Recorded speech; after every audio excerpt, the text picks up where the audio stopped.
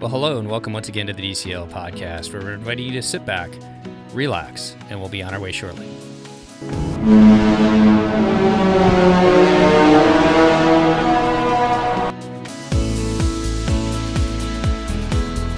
Well, welcome back to the DCL podcast, your podcast to help you and your family cruise a little smarter when the ship starts sailing. And I am super excited today to bring back a guest that we had on. It seems like yesterday, but it's been a little while. But I'd like to welcome back to our show award-winning author of The Joy of Cruising. He's got a new book out. Welcome back to the show, Paul Thornton. How are you today? Hey, Steve. Thank you for having me. I'm delighted to be back. It's my pleasure having you back with us. I remember the last time we talked, and your book had been out for, I think, about 6 months or so, and The Joy of Cruising. And I know that at some point in there, we were talking, and you said you had another book in you, and here and behold, we finally got it out. Yeah. It was a pretty easy decision to write a follow-up to The Joy of Cruising because I just had so much fun writing The Joy of Cruising. Plus, by writing a follow-up, that allowed me to call myself a travel writer so that I could say to my wife, I need to book a cruise for research purposes. So it was pretty easy to make that decision. So yeah, I started a follow-up and called it the More Joy of Cruising. It didn't end up with that title, but that was the title when I started it. So how's that going? Is your wife buying you being a burgeoning travel writer now? Is she going along with that? Yeah, grudgingly. Actually, we had, and this is a direct result of me writing The Joy of Cruising, we actually had booked a bucket list cruise for October. Well, we were going to leave on November 1st of 20. And it was in celebration of our 28th wedding anniversary. And we were going to do a Mediterranean cruise. Unlike you, we couldn't do a Mediterranean cruise for our very first cruise. But this was going to be our anniversary present to ourselves. So I say all that to say there's a lot of collateral benefits, if you will, that my wife gets out of me fancying myself as a travel writer.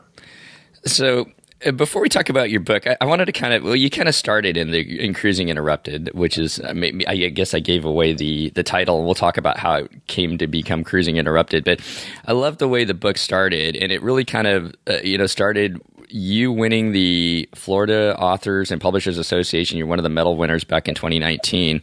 And I know that your grandkids are huge parts of why you cruise today, but it culminates in that award ceremony. And then you guys go on a cruise the next day to celebrate. Yeah, it was going to be a joyous weekend because so I knew going into the banquet for the Florida Authors and Publishers Association, I knew that I was a winner, but I didn't know, if it was going to be, gold or silver or bronze or whatever. So I knew I was going to be a winner that weekend. So that was, that was going to be joyous. And then, of course, I knew that I was going on a cruise right after the banquet. So we stayed in a hotel that was within driving distance from the port. And so, cruising, as you know, is my passion. So that's the second reason I was walking on air. And then the third reason is because, my granddaughter, she comes down to Florida each summer. And so we took her to the banquet and we told her, it was her birthday week. And we told her, hey, we're going to go to the beach when we go to the banquet. This banquet was up in Orlando. And so, she after the banquet, the next morning, got in the car and she thought we were headed to the beach. And she had packed a bag of Frisbee and sunscreen and all of that stuff. While she was asleep, earlier that night, I packed the car with luggage and all of that. And then we drove to the port. And she did not know we were going on a cruise until Harmony of the Seas came into sight. And she just lit up like a Christmas tree.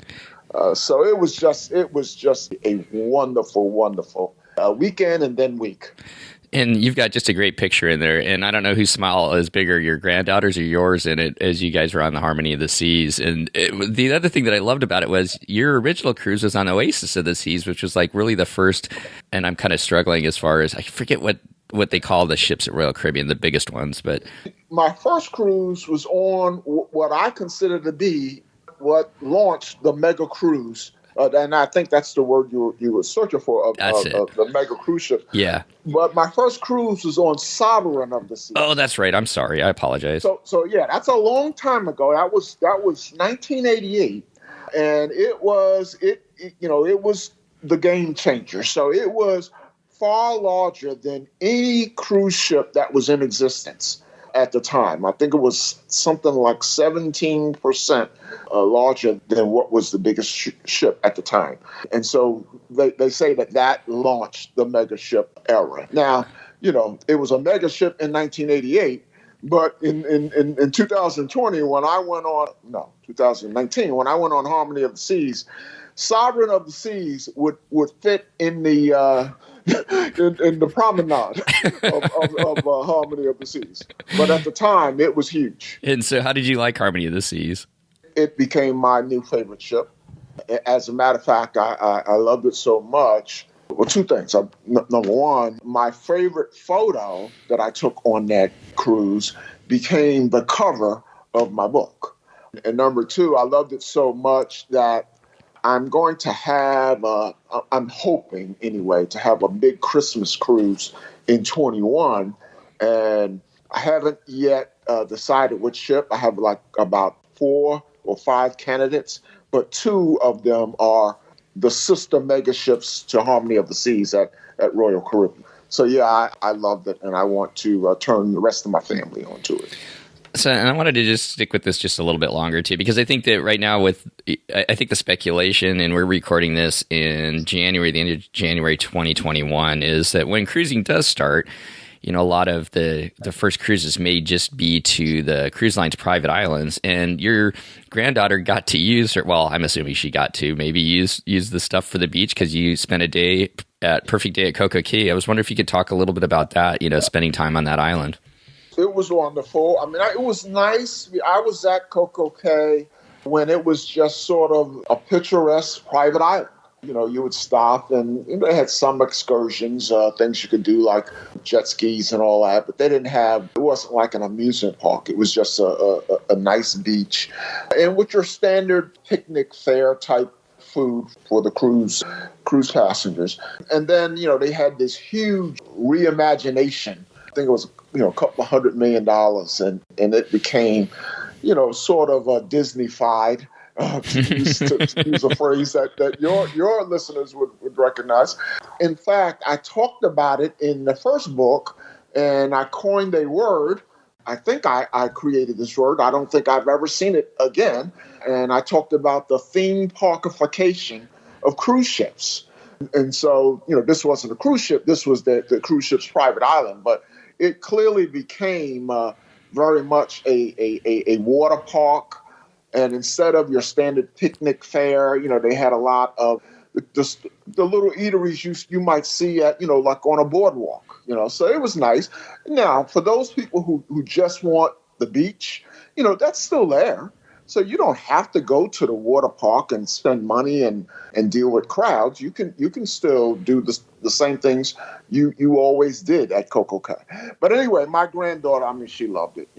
She went on all of the water slides. The only thing I missed was my grandson. He didn't come because he plays football, and football practice had started.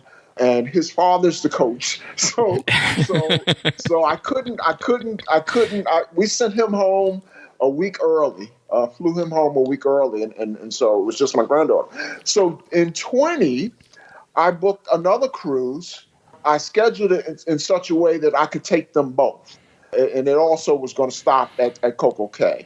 But as you know, every cruise in 20 was, well, not every cruise, but that cruise was July of 20, and it never happened. So it looked like you had just a wonderful time. I like the picture on the up and away balloon where you got the whole view of the island. You and your granddaughter were up there. Yeah, and in fact, it was up there that I took that picture of the Harmony of the Seas that's on the cover of the book. Okay, I was wondering where you got. I wasn't sure because I could see like a water slide maybe in the Yeah, foreground. yeah. So I wasn't sure if you were up on the top of a water slide or something when you took it. So Yeah, I'm kind of proud of that picture. I'm not a photographer or anything like that. I've had a couple of people. They thought it was a Royal Caribbean, publicity shot. uh-huh. That's my shot, and it's on the cover. I love it. Well, how did your life kind of change, Paul, after you wrote your first book, The Joy of Cruising? There you are back cruising on Harmony of the Seas after you're an award-winning publisher and everything like that. How did your life kind of change after writing that book? One of the things, I broadened my horizons in terms of cruising.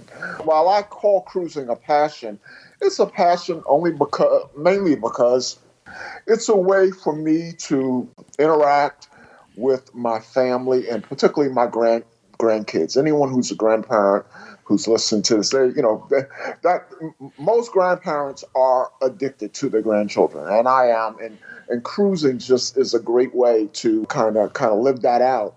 But all of my cruising, I started cruising when my daughters were growing up, and we didn't have a lot of money, and so we just did your standard, a lot of cruises on Carnival, and they were all to the Caribbean. And when I say the book caused me to broaden my horizons, I never thought in terms of cruising beyond the Bahamas and Bermuda, but certainly not the Mediterranean, which, as I said, I booked.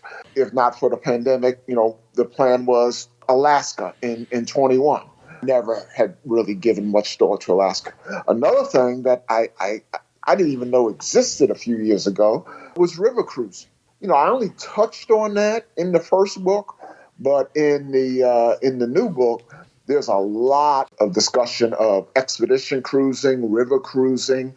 No one could have told me a year ago that on my bucket list is a cruise on a small boat in Vietnam.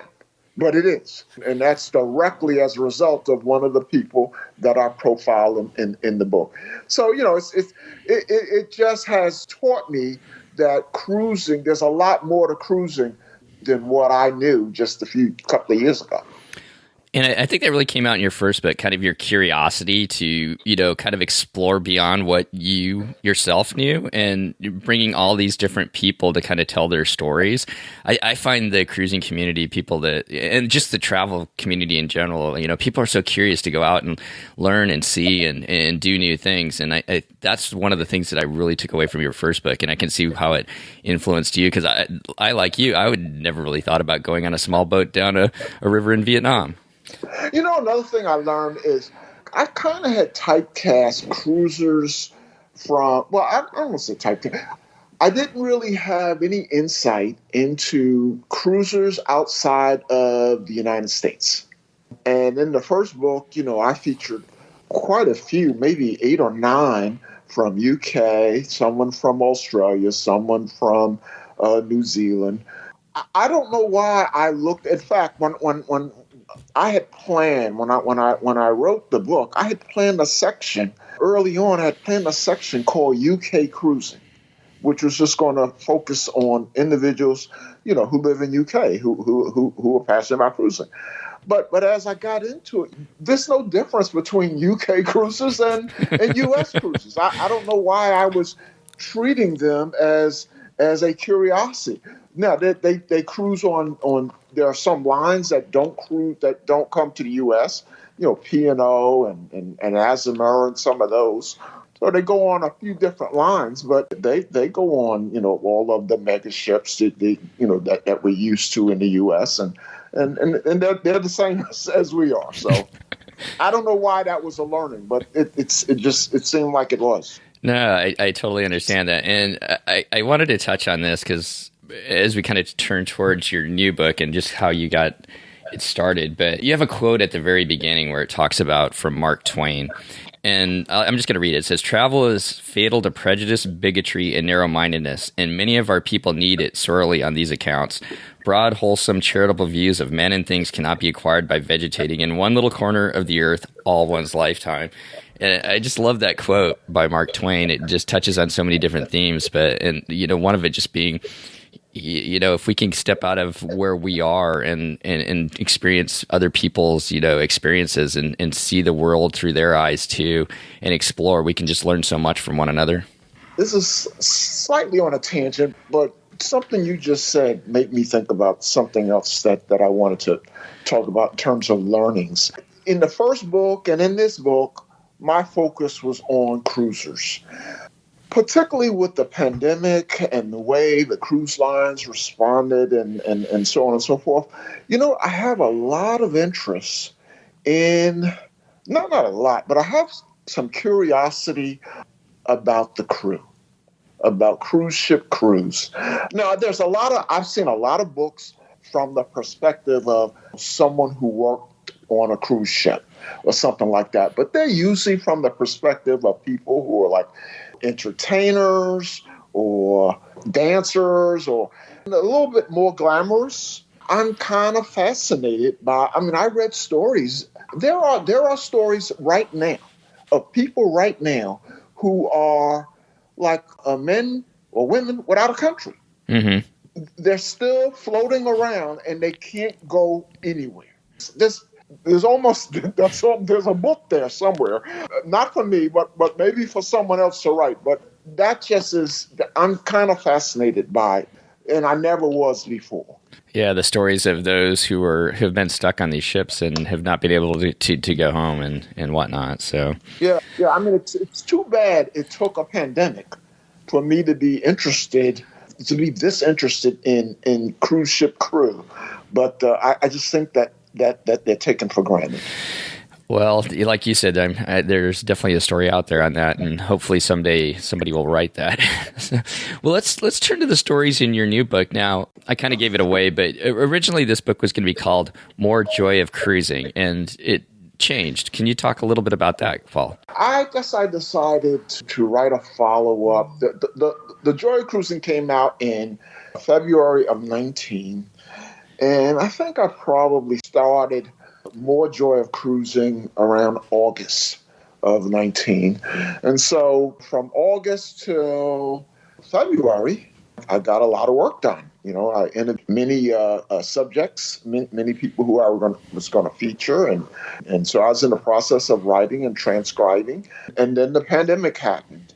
And initially, that didn't change anything. I was kind of oblivious to the pandemic. In March, I actually paid the balance on my on the cruise that I was going to take the kids on in the summer, and I was in the process of buying excursions, and I bought the tickets for my grandson and granddaughter at Perfect Day at Coco Cay and all of that. And so through March, even though I was getting a little bit concerned because I was reading these articles and I was seeing these grim images on television, and Governor Cuomo from my home state of New York was every day was doing an update on coronavirus in New York, and I kept pushing on. But at some point, and I'm not sure what finally did it.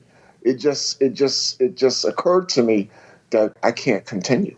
I can't write a book about people just enjoying themselves and stuffing themselves with food and drink and partying and luxuriating and so on and so forth, when there are people just dying and people can't even be with their loved ones when they're dying. I just went into a funk and stopped writing, and I stopped writing for several months. And a couple of things kind of conspired to get me back into the game. But once I decided to get back into the game, to restart my writing, I reflected a lot on a couple of things. Number one, there's no way I could write a book with joy in the title, at the peak of the pandemic. That's not the only reason I changed the title, but I changed the title. So the title changed to Cruising Interrupted. The other thing is the book, as you know from the first book, it was all fun. It was all upbeat. It was all profiles of passionate cruisers. The second book, it was going to be more of the same, but there was no way I could do that and ignore what was happening in the world. And so almost every chapter of the book, even the ones that were fully written before the pandemic, almost every chapter at least touches on the pandemic. Many of the people I had interviewed, long before the pandemic, I actually went back to and updated their profiles. And the first fourth of the book, the first section of the book, are all stories that are very much coronavirus related, including, it almost reads like a thriller, a woman who was on a ship at the time that the pandemic was declared, and then there was at first, no country would allow them to port, so that was the issue. But then later on in the cruise, there was a COVID outbreak on the cruise, and the woman who I profiled actually caught COVID on that cruise, and someone on that ship died. So I mean, I got real in the book, but as weird as it sounds, it's still largely fun and upbeat.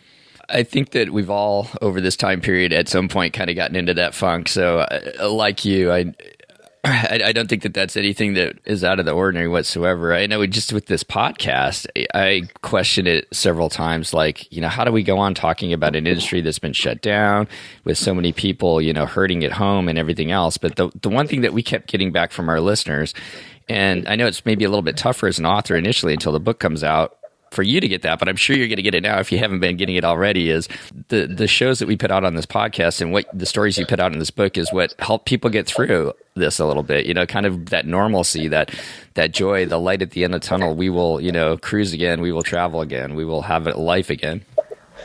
Well, that's exactly what got me back, I use this phrase, in the game. Listening to podcasts like yours and reading blogs and going to the discussion forums. I mean, I stopped writing, but I'm still passionate about cruising.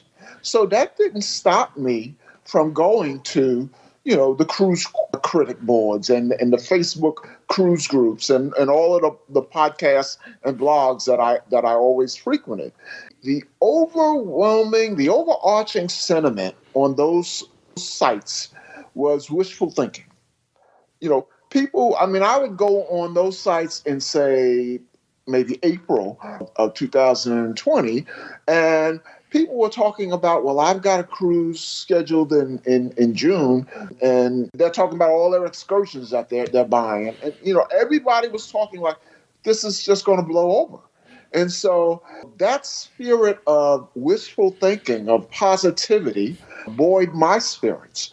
And then, a lot of the sites, a lot of the content creators started doing things that were fun and different, virtual cruises and virtual cocktail parties and cooking cruise specialties at home, stuff like that. And so these different people got together and kind of lifted my spirits. And so I slowly but surely got back to normal. I I was moping around because my grandkids couldn't come down. But that wears off after a while. It was just that indomitable spirit of cruises that got me back to excited about cruising. I'm so glad they did, and all of your readers, I know, are going to feel that same way too. So we talked about this in the last one, but how did you go about finding some of the stories, and what was the story that you wanted to tell in this book? Well, when I started, I wanted to tell a story, and then that changed somewhat because of the pandemic. So the story I wanted to tell with the second book was, again, it was going to be more of the same, but I did want to have some emphasis on small ship cruising, expedition cruising, river cruising, because it kind of kept coming up. And so that's kind of the story I wanted to tell, that there's another part of cruising. I also wanted to talk about, I wanted people to know that they could find things that interest them in the book. They don't have to cruise to find things that interest them in the book. And so I very subtly shifted to more of a transcended cruising. And I talked about some travelers who are very well known in the cruising world, but they're also very well known in the travel world. The 5 Foot Traveler, Sarah Gallo, She's like something like 28 years old and has been to, I can't remember, I don't have her chapter in front of me, 115 countries or something like that. Or Mr. Scott Eddy, who was probably the most popular travel influencer in the world. So they're in the book. I mean, and I talk about, them from a cruising standpoint. Chef Dennis, he's probably the most renowned brand influencer in the world. His first cruise was only 4 years ago. And now, all his cruises would be like everyone's bucket list cruises, because that's what he does. He cruises on bucket list cruises, and then he blogs about it. And so he's just a brand influencer. And I didn't know what the word influencer was a couple of years ago, and so you can get a good understanding of what that means. So that was the story I wanted to tell. That cruising is bigger than what I even talked about in the first book. So I told that story, but the second story that I wanted to tell after the pandemic was the story of how it affected cruisers who were caught on the ocean when the lockdown occurred. And so that's why I spent so much time. I have 3 different features of people who were, actually have more than 3, but these were people who their cruise became a kind of a calamity, whereas I have others who were on the ocean at the time of the lockdown and everything was normal. So you asked me, like, how did I reach out to people? I'll tell you one story. One of the couples that was trapped, if you will, on the ocean at the time of the lockdown, I read about them in the local newspaper. And at the time, we didn't, the pandemic was sort of, I don't even think it was declared yet, but they had been on the ocean for 3 days when things fell apart on their ship. And so I read that story, and it was based on a reporter calling them on the ship the 3rd day into the cruise. Many months later, when I decided, to write this book and was going to tell a story about the effect of COVID-19 on people who are on a cruise ship, I actually reached out to that couple.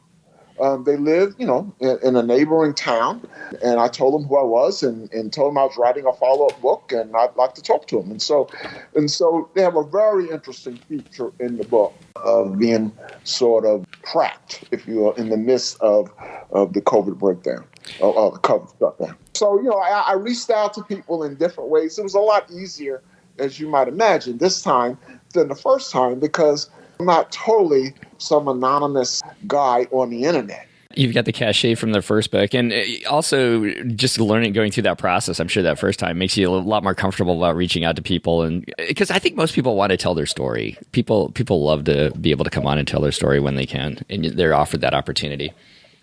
Yep. There are some people who I reached out to that I thought were going to be in the book, and I didn't get them, and a couple of surprises. I think it would be a great thing for them to be in the book. I think there's one person, I think that his story has been told. He's a well-known in the cruising community, and those who read the book will know who I'm talking about. His story has been told in the cruising community, but not by him. So here was an opportunity to set the story straight. I'm looking forward to that one. I want to kind of go back a little bit where you're talking about the couples that were stuck on the ship during COVID. And what was interesting was I work in the airline industry, and we were flying into San Francisco, and one of our flight attendants said that their parents were on, and I can't remember which ship it was. I think it was a Princess ship that had tried to dock in Hawaii. They wouldn't let him off in Hawaii, and then they finally made it to the Bay Area because that was the only place that would take him eventually. And they ended up on an Air Force base where they had to quarantine for 2 weeks before they could go home. And I remember all of us just sitting on the crew van as we're going to the hotel listening to this story, and it was just fascinating to hear what they'd gone through. So I really look forward to reading that section of your book. Wow, did you get the email by any chance? No, but I can go back and get it if you want it for that. And the other thing that I found fascinating is I don't mean to talk about our podcast, but we've had a couple people come on where they went on the ship when things were, yes, there was things happening. They kind of knew it. But by the time they got off the ship, either 7 days or one was 2 weeks later, the world had completely changed. And it was almost like, being, picked up in the U.S. and dropped on Mars, and just how different it was and kind of that experience. Yeah, in fact, one of the people that I profiled who's on the ship, she was like, just leave us on the ship. Leave us alone. They were reading the news reports at home and they were seeing like, or looking at the internet, and they were seeing, shelves bare at grocery stores and people hoarding toilet paper. Yeah. It was strange to them. They were isolated from all of that. And so when they came back, yeah, it was like the Twilight Zone. Yeah, it definitely was. Any other stories that you want to tell? Any other favorite story? I don't want to give away any major stories or anything, but any other favorite stories that you have about writing the book? And then I got a couple of questions about the writing process. I alluded to this person a little earlier. You were asking me about how I reached out to people. Here's another person. Here's how a story how I reached out to another person also trapped on the ocean, and I'm focusing on those, but there's a lot of other interesting stories in the book. But this woman, so I got contacted by a reporter from CNN, and she was doing a story about I can't remember the title, but the theme was how cruisers can't wait to cruise again. So this was at the height of the pandemic, maybe I don't know, summer of 20. And so I agreed to be profiled, not profiled, but interviewed. And I came across as the most conservative, most cautious person in the article. So it was kind of I was kind of embarrassed because, she mentioned I wrote, The Joy of Cruising. And so here I am writing this book called The Joy of Cruising, and clearly everyone in the article was more excited about getting back out there than I was. But the story is, so the first person, in fact, the picture that accompanied the CNN article, and the first person that she talked about in the article, her name's Chris. It's just, so here's Chris, and she was on the Coral Princess. Well, there's a long story about the Coral Princess, and I'm not going to get into it because that's covered in the book. But then at the end of the first paragraph, it says, oh, and by the way, Chris is a lung cancer survivor, has half a lung, and she caught COVID on cruise. That's how the story started. Wow. and so I read the story, and I wanted to see my part, and I read the story. But probably the second I finished the story, I sent a note to the reporter and says, can you facilitate an introduction with this person, Chris, because I want to write about it. And she did. And so that story's in the book. So that's another way. That's how I reached out to somebody. So it's just, I could write a book on each of the unique ways that I got turned on to various people. Yeah. Like you. Yeah, exactly. In full disclosure, I am in the book, and I want to thank you, publicly for including our story and our little podcast here as well. So thank you so much for that. It was just a pleasure. And so I wanted to kind of talk about the writing process, Paul. How, for somebody looking to write a book, and I wish I had it in me. I find it easier to sit and talk with you than to put pen to paper and put my thoughts. But how did the writing process change as you went into, this is your third book, actually. How did the writing process change for you? Was it easier? Do you kind of have a system down for people that may be looking to write that elusive book that they've always wanted to do? For me, it wasn't easier or harder. Writing is easy for me. It's like breathing. It's I have problems when I'm not writing, and that's another thing.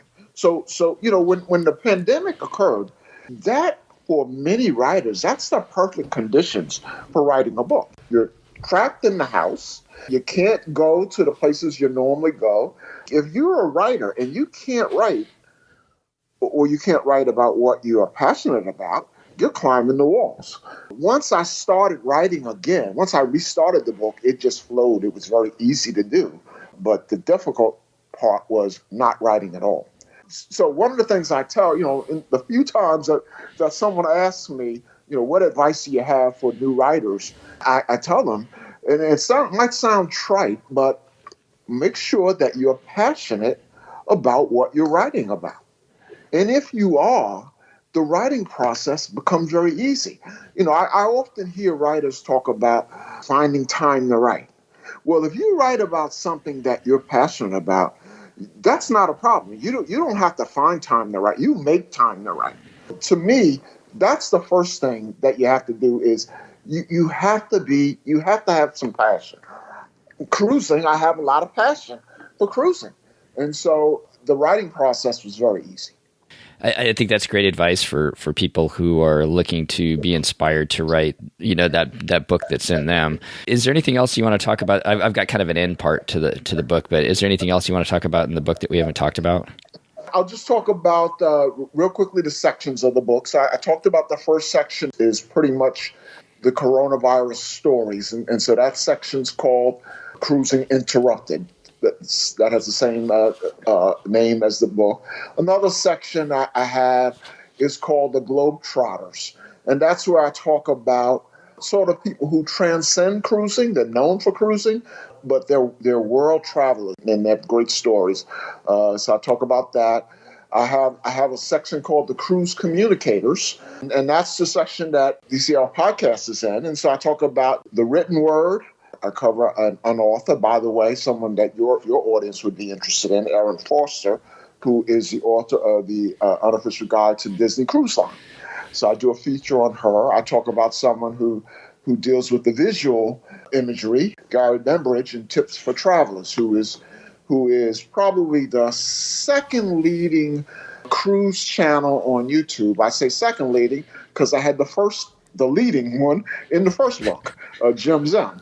And then I talk about someone who deals with the spoken word, and that's you with DCL Podcast. So that's the Cruise Communicators. And then I have a section. I love this section, and the audience will love this section. I carry over from the first book. It's called Cruisers Like You and Me, Sort of. And many of the people in both books, you can Google them, or there's something about them. Maybe others have heard of them. Cruisers like you and me, sort of. I call them ordinary people, and I have ordinary in quotes. So no one's ordinary. Ordinary people with extraordinary stories. And so they're just cruisers who, they're ordinary people, but you want to read about them. And so I have some very interesting stories in that. And then I have the last section I have is about sort of bloggers. I call it Cruise Community Champions. I think that bloggers have been sort of lifesavers for cruisers during this shutdown, and they've done so much to keep everyone's spirits afloat, to use a word. And so I wanted to have a section to talk about some well-known bloggers, just as I did, although it wasn't called the bloggers. I had that section in the first book as well. What I love the way you kind of group it is, and what I liked about your book and books similar to yours is where you don't have to read it from front to back. You can pick it up into any of the sections. Each one of the stories are different. It's kind of it's its own story, and you can pick it up and take it where you want to that day. So I really love that aspect of your books, Paul. Yep, you can read the very last chapter first. By the way, I left out a section, so just not to slight anybody, there's a section called Fun and Quirky. One feature in that section is on a company actually called Quirky Cruise, and their whole thing is small ship cruising. That's a very interesting. You can read about what it's like to cruise on a 1917 steamboat. That section. Then another one in the section Fun and Quirky is on Jason Venner. He's a cruise ship host. He specializes in doing music cruises. Pretty much anybody that you've listened to, that anyone's listened to from the 70s, 80s, 90s, and the O's, he's probably introduced them on a music cruise. That's the Soul Train cruise, the Country Western cruise, Rock and Romance cruise. So a series of music-related things is a very fun chapter. So that section's called Fun and Quirky. I like that. I like those different, those different ways to cruise and different views of cruising. And one of the things I really enjoyed too, looking at it, and I'm really looking forward to reading the final chapter where you talk about where are they now, or what are they up to now. And one of them was Joe Church, who I really enjoyed that. He's the marathon runner, right? Yep. So he's one of the few folks who was in the first book. So yeah, I do have a section, the passenger cruisers of the Joy of Cruising, where are they now? And for some, if there was a reason to update their story, and Joe's story is, to use the word, evergreen. He just continues to add to it, because for those who don't know, Joe's claim to fame, one of his claims to fame actually, is he runs a marathon. I mean, a real marathon, a what's that, 26 miles. He runs a marathon he has run a marathon on every ship in the Royal Caribbean Fleet.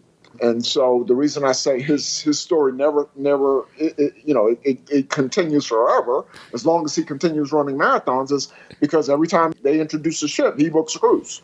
So since the first book, they launched a new ship, and he did a cruise on it. And he also ran in the New York City Marathon, which is, for marathon runners, that's a huge, huge deal. And so I figured people would want to read a little bit about that. So I update his story. So yes. So I'm looking forward to catching up on that and like Cruise Tips TV and everything else as far as what they're doing. Well, Paul, as we kind of finish up here with our talk, what's next for you? I know that, isn't that the worst thing? You just got done with like this book, you're putting it out there, it's just coming to press, and I'm already asking you what's next. Well, when I wrote the first book, the first cruise book, I didn't set out to be a cruise writer. But the second book, was just a natural because the first book was so much fun. And as you know, because of COVID, the second book had to make a left turn. I certainly hadn't planned to write 3 cruise books. But, it almost goes without saying, especially when there was a time, I'll be honest with you, there was a time when I was not completely convinced cruising would survive. Mm-hmm. And so now to be able to write the rebirth, the renaissance, the comeback, or whatever you want to call it, I almost have to write a third book, a third cruise book. It's kind of like the trilogy, isn't it? Yeah. And so I don't say that reluctantly because, like I said, I loved it. That's my passion. So I don't mind that I'm going to write a third cruise book, but that just wasn't necessarily in the plans initially, but I think that's probably going to happen. The worst part about it is you're probably going to have to, once cruising starts again, get out there and do all that research, isn't it? Yeah, and see, that'll be, I'll just say to my wife, look, you don't expect me to write another cruise book without going on cruises, right? Exactly. And another reason to spend just those wonderful moments with your grandkids as well. Yep. So as we kind of finish up here, what is the best way for people to get in touch with you, Paul, if they want to connect with you? And then we'll talk a little bit about where they can find your book. There's a couple of ways. So each of the books has a website. So the new book, the website is cruisinginterrupted.com. For someone who is maybe on the fence, you can go to that site. I have excerpts of the various chapters, and someone can decide for themselves. I mean, and even those people who are maybe not a cruiser, but are just wondering, is this a good human interest story, slice of life, stories, and you can kind of get a flavor of the writing by looking at some of the excerpts at the website. Joy of Cruising similarly has a website. It's called the joyofcruising.net. So the first book is .com. I'm sorry, cruisinginterrupted.com. The Joy of Cruising is .net. I have a very active Facebook page. It's The Joy of Cruising. And then, both books, all 3 books, are available on Amazon. The Cruising Interrupted, the new book, the ebook is available right now on Amazon. The paperback, Amazon goes through sort of a pre-order period. So the paperback, you can pre-order it right now on Amazon for delivery in a couple of weeks. But if you wanted the paperback, if you don't want to wait, you can also get the paperback. You can go to my website and it will take you there's a link there that will take you to my publisher's book site. You can order it from them. I know that maybe some readers are, beholden to Amazon because they're Amazon Prime member or something like that. But if you don't want to wait and you want to get the paperback and you want to get it from my site, your readers, you can tell them about a coupon code that will enable them to get it for the same price that they would have gotten it at Amazon. So I can give that to you and put it. I don't know if you have show notes or how you work that. Yeah, I've got the show notes. So if you give it to me either now or afterwards, I'll make sure I put it in the show notes. Yeah, if they just go to the book site, and again, you can reach the book site from my website, from the Cruising Interrupted website, and then there's a place for a coupon code, and just put in, "We will be back." Love it. I love that. and that'll give you, that's almost 30% off the price, which puts it competitive to what you would get with Amazon, for those who have Amazon Prime and don't have to pay shipping. So perfect. So just to reiterate, you can buy the Kindle book right now on Amazon. Yes. It looks like February 12th is when Amazon will ship out the paperback, but you can go to, and I'll have all these in the show notes, store.bookbaby.com, and put in that coupon code, We Will Be Back, and it can be shipped out to you right away. Well, Paul, I want to really thank you for all of us in the cruising community. You've become kind of the storyteller of so many different people and just the stories around the cruising community. And I really want to thank you for all you've done for that. You're welcome. And I think that phrase you use, that term, storyteller for the cruise community, I love being that because, I am part of the cruise community, and people like you and other content creators and what have you will forget more about cruising than I'll ever learn. But I love telling your stories. Well, thank you so much for doing that. And I just want to wish you guys, I know that we'll be talking between now and then, but I really hope that Christmas cruise comes to bear for you and your family. And we're all back out on the water, and especially you and your family just having that time to spend time together and celebrate after kind of a long winter of cruising. I tell you, planning that will kind of fill the void that I have now that the writing is done. So that's an exciting process.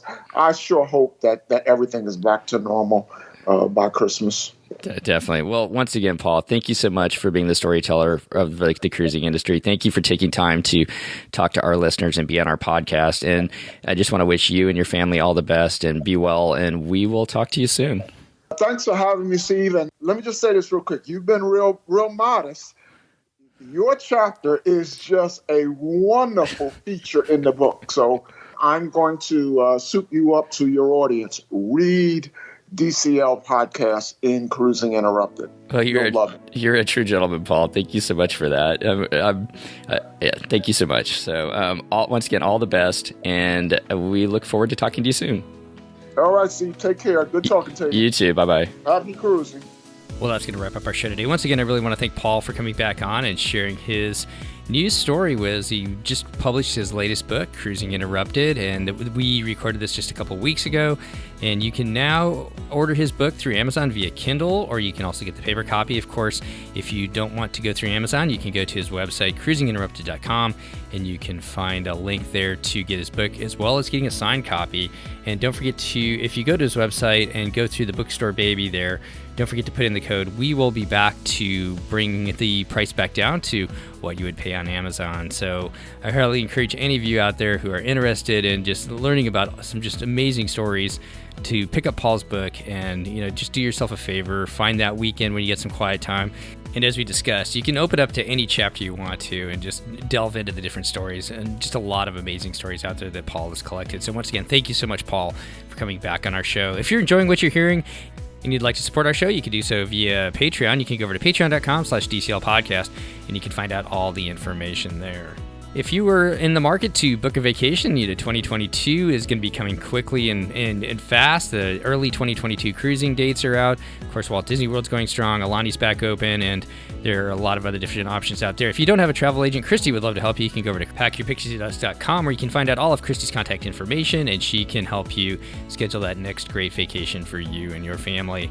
Well, between now and our next show, if you and your family are heading out on a vacation or just still enjoying that wonderful staycation around the living room and the kitchen and everything like that, all of us here at the DCL podcast, myself, Steve, Christy, and Chris, like to wish you and your family just be well out there, take care of each other, enjoy each other, and we'll see you next time on the DCL podcast. The DCL podcast is not affiliated with the Disney Cruise Line, Walt Disney Company, Adventures by Disney, or Run Disney. All of the opinions expressed on our shows are those of the hosts and the guests who appear on the show. If you have any questions about any of these products, please contact the Walt Disney Company.